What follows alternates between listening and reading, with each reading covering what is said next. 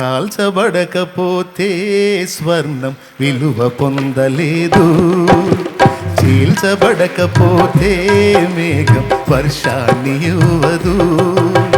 కాల్చబడకపోతే స్వర్ణం విలువ పొందలేదు, చీల్చబడకపోతే మేఘం వర్షాన్ని ఇవ్వదు.